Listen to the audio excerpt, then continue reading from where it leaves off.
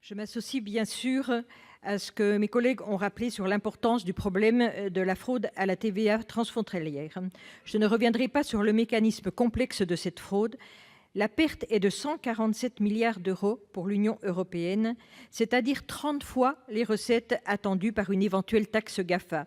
Cet écart de TVA a diminué dans une large majorité des États membres. Ainsi, la Suède et la Croatie ne perdent que 1% de leurs recettes théoriques. En France, l'écart est de 12% et a même augmenté d'1 milliard d'euros pour se porter à environ 21 milliards. Alors que nos déficits budgétaires sont abyssaux et récurrents, que l'État s'évertue à trouver des difficiles économies et au final augmente les impôts des Français, cet écart de TVA serait mieux dans les caisses de l'État. Hélas, cette fraude dure depuis de nombreuses années. Les conséquences ne sont pas seulement financières.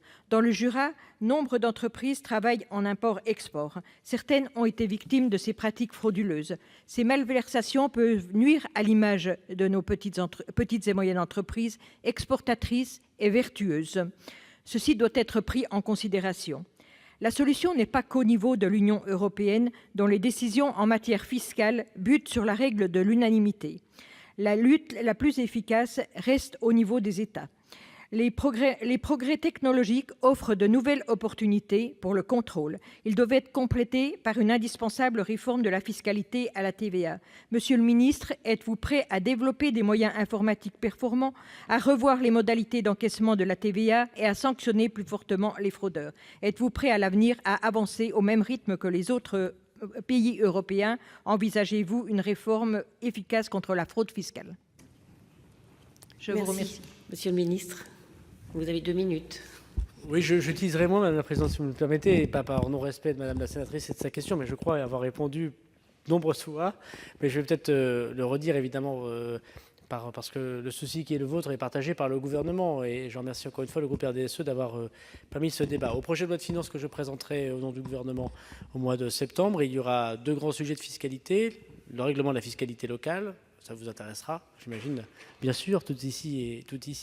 Et puis la lutte contre la fraude et singulièrement la TVA, dont j'ai dit à quel point nous manquons peut-être d'outils juridiques. Alors, c'est comment on fait l'impôt à la source pour la TVA dans les plateformes étrangères, comment on oblige, comme en Grande-Bretagne, que les entrepôts logistiques connaissent l'intégralité de qui sont les vendeurs des millions de colis qui arrivent sur notre territoire national du fait de la mondialisation, comment on fait en Italie, en Espagne, au Portugal, ce sont les pays du Sud qui devaient lutter contre un marché caché, et qui avait une fraude à la TVA, mis en place des systèmes informatiques, les discussions autour effectivement de la sanction, de l'achat caché par les agents de la DGFiP, par les achats sous pseudonyme, par la condamnation de ceux qui sont des opérateurs qui pourraient être considérés comme en lien avec ceux qui cachent l'argent et qui ne le reversent pas. Donc c'est effectivement une révolution fiscale que nous proposons au projet de loi de finances autour de la TVA, et puis étudier des choses qui vont même un peu plus loin, notamment la question de la TVA scindée. Est-ce que c'est à la banque que de donner directement à l'État l'argent et reverser à l'entreprise le net, pardon de le dire ainsi, plutôt que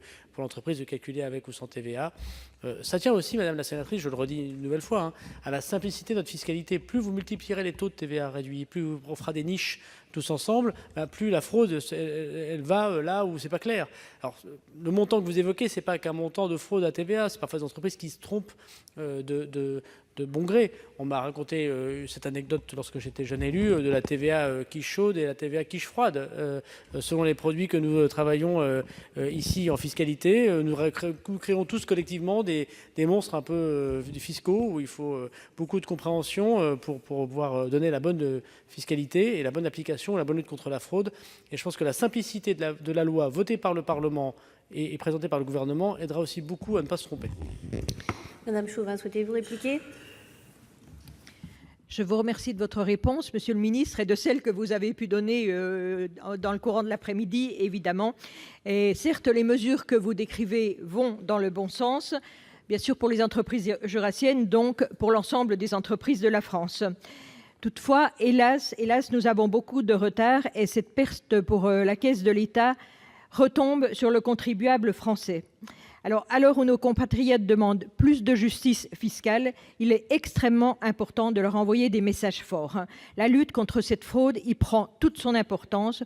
Donc, Monsieur le ministre, je me permets de vous dire, il est vraiment urgent d'agir. Je vous remercie. Merci.